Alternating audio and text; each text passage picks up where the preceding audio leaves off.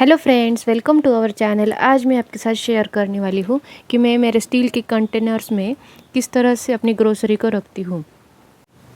मैं मेरा ज़्यादा से ज़्यादा ग्रोसरी स्टील के कंटेनर्स में ही रखती हूँ। तो इस तरह से मैंने इसे अरेंज किया हुआ है। छोटे और बड़े साइज़ के दोनों साइज़ के कंटेनर्स मेरे पास है और इसके ऊपर मैंने मार्किंग भी कर रखी है। इसके ऊपर जो मार्किंग है उसे मैंने मार्कर से किया हुआ है। जब भी हम इन कंटेनर को वॉश करते हैं सारी मार्किंग चली जाती है और हम इसके ऊपर फिर से मार्किंग भी कर सकते हैं। इसके ऊपर की जो मार्किंग है उसे मैंने मराठी में लिखा हुआ है, तो सबको ये समझ में नहीं आएगा, लेकिन हम सब घर में मराठी में बात करते हैं तो इसीलिए मैंने इसके ये भी स्टील का ही है तो इसे भी मैंने इसी साइड में रख दिया है। जब भी इसकी ज़रूरत पड़ती है तो मैं इसे निकाल लेती हूँ। अब मैंने इसके अंदर रखी हुई है शुगर और उसके अंदर भी अगर कोई चींटियाँ या फिर कीड़े ना जाए इसके लिए मैंने डाल के रखा है तेज पत्ता और लौंग। और इसके अंदर है डालडा।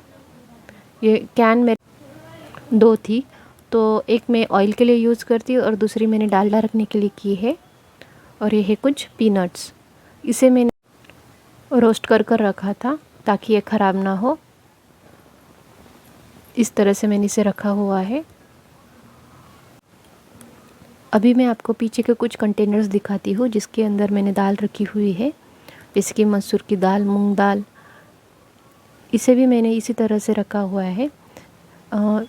यह दाल जिस बैग में आती है उसे मैंने फेंका नहीं, उसी को मैंने अच्छे से कट कर कर इस कंटेनर में रख दिया था ताकि इसके अंदर कीड़े ना जाए।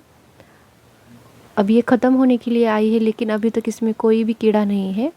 इसके अंदर मैंने डाल कर रखा था तेज पत्ता।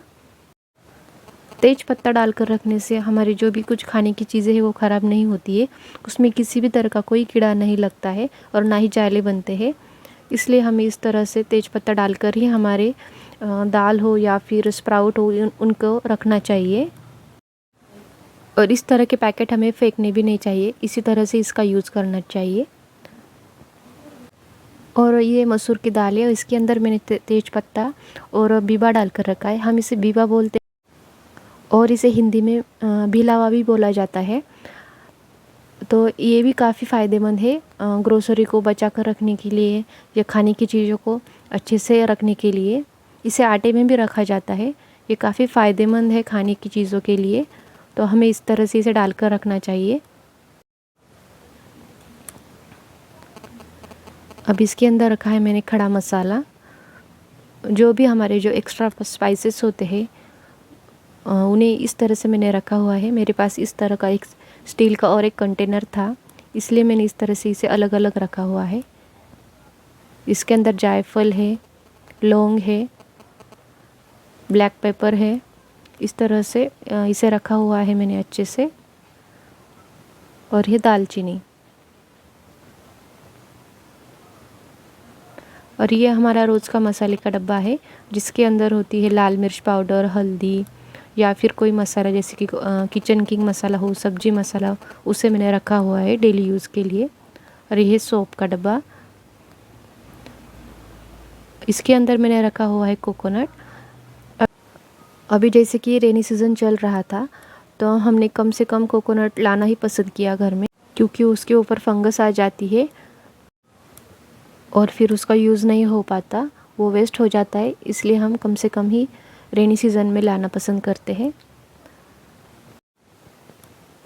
जैसे कि अचार बनाना हो या फिर पिकल हम बोलते हैं, वो बनाने के लिए जो कुछ भी सामग्री लगती है उसके लिए मैंने एक अलग से कंटेनर रखा हुआ है ताकि सारी चीज़ें एक ही जगह पर मिल जाए।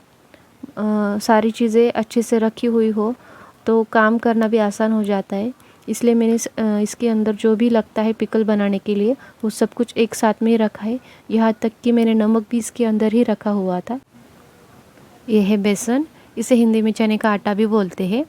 इसे भी मैंने एक अलग से कंटेनर में रखा हुआ है और इसके अंदर भी मैंने बिलावा और तेज पत्ता डाला हुआ है ताकि ये ख़राब ना हो। इसे बहुत ही जल्दी जाले लग जाते हैं, तो इस तरह से मैंने इसे रखा हुआ है। और मैं कम से कम लाना ही पसंद करती हूँ ताकि वो जल्दी से ख़त्म भी हो जाए और ख़राब भी ना हो। ये मैंने पापड़ के लिए रखा हुआ है, एक एक्स्ट्रा कंटेनर है। जो भी तले हुए पापड़ बच जाते हैं उसे मैं उस तरह से कंटेनर में रख देती हूँ। अभी इसके अंदर मैंने सारी मैगी निकाल कर रखी हुई है। अगर हम उसी पैकेट में रखते हो तो उससे काफ़ी ज़्यादा जगह लग जाती है। इस तरह से रखने से जगह भी कम लगती है और मैगी ख़राब भी नहीं होती है। तो हमें इसी तरह से ही रखना चाहिए। ये है राइस फ्लावर, जो कि है चावल का आटा। इसे भी मैंने इसी तरह से रखा हुआ है, बिलावा और तेज पत्ता डाल के।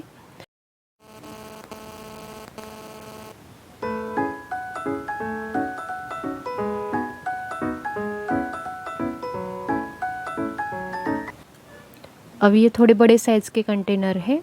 इसके अंदर रखा हुआ है मैंने पोहा। पोहा को भी मैंने उसकी जो प्लास्टिक बैग है उसके अंदर ही रखा हुआ है, ताकि इसके अंदर भी कीड़ा ना लगे। इसी तरह से मैंने रखा हुआ है।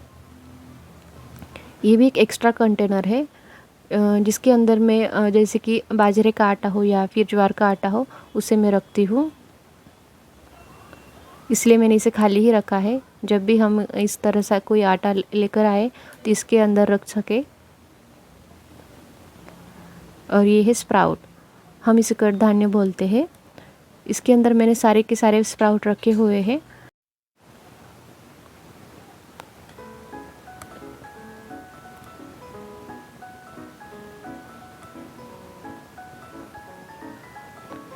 ये देखिए, इसके अंदर मैंने कुछ मिक्स दाल भी रखी हुई है, ताकि वो हमें जल्दी से मिले। वो स्प्राउट भी मिलते हैं मिक्स, कि सारे के सारे स्प्राउट एक ही इसमें हो। तो इस तरह के पैकेट भी हमें ख़रीदने चाहिए, ताकि हमारे खाने में सब कुछ आए। ये चना था और ये मिक्स दाल है, ताकि हमारे खाने में सारे के सारे दाल आए। इस तरह से मैंने सारे के सारे स्प्राउट एक साथ रखे हैं। ये ख़राब भी नहीं होंगे और सब मुझे टाइम पर भी मिलेंगे।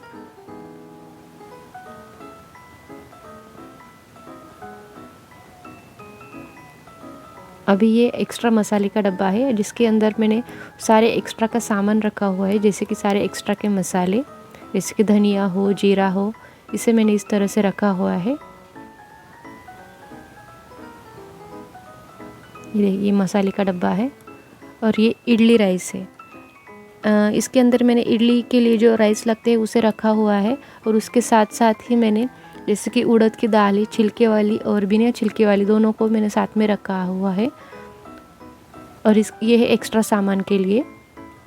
जो भी एक्स्ट्रा का सामान होता है कि अब हम किचन में कहीं पर भी रख देते हैं, वैसा ना करते हुए मैंने ये कंटेनर उसके लिए ही रखा है, ताकि इधर उधर ना जाके इसी डब्बे में मैं डाल सकूं, और जब मुझे चाहिए तब उसकी सही जगह पर उसे रख पाऊँ।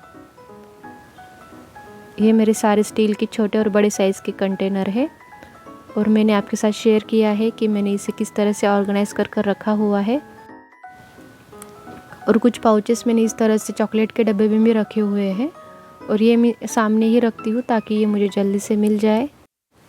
आपको मेरा ये स्टील के कंटेनर को ऑर्गेनाइज़ करने का तरीका कैसा लगा, ये आप मुझे लाइक करके और कमेंट करके ज़रूर बताइएगा। प्लीज़ लाइक, शेयर और सब्सक्राइब। Thank you.